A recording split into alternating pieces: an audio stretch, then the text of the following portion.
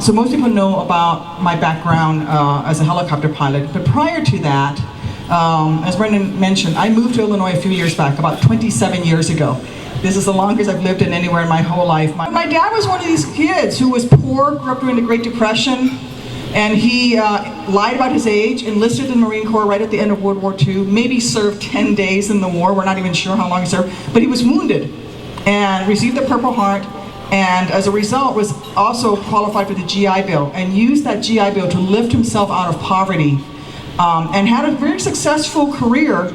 And we had a great life, you know, middle class. We had each kid had their own bedroom, and we had the car in the garage and all of that, except that when he was in his 50s, he lost his job. The company he was working for was sold.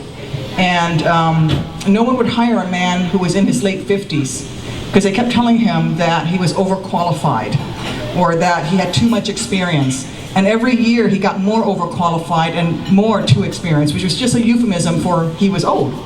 We ended up on food stamps, on school lunch, school breakfast. It wasn't for a great public school.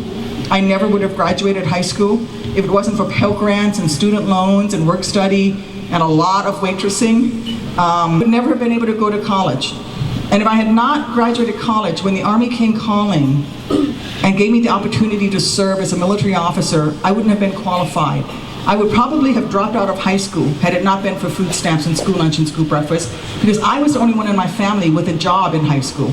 My dad kept trying to find work, no one would hire him. But I had a job, $3.10 an hour, and that paid the rent for the one-room studio all four of us were living in and a pay-by-the-week motel. And had it not been for the free food, literally, for my belly at school, I would have dropped out of school to get a second job. But my folks said, you're going to stay in school, and we'll struggle, but we'll make it. And we lifted ourselves out of that. Just like so many Americans are trying to lift themselves right now. The stable job, a mortgage that they can afford to pay, savings for college, and a secure retirement. All of those things have slipped away. And it's not because they weren't working. They were working, but we've made the priorities in this country different than where they should be and where they have been.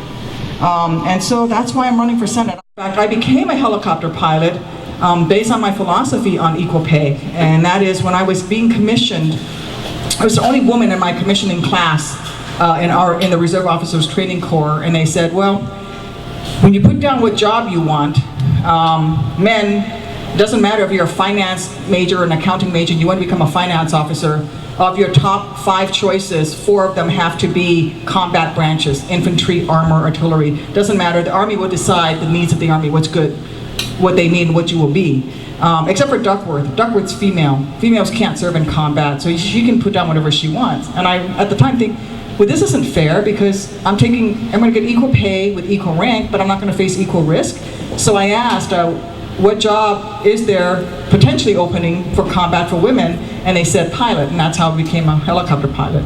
And it's been a blast. It's been a hoot. So let me tell you, I gave more for my service than I ever gave up, and I'd do it all over again because I got to do some amazing stuff.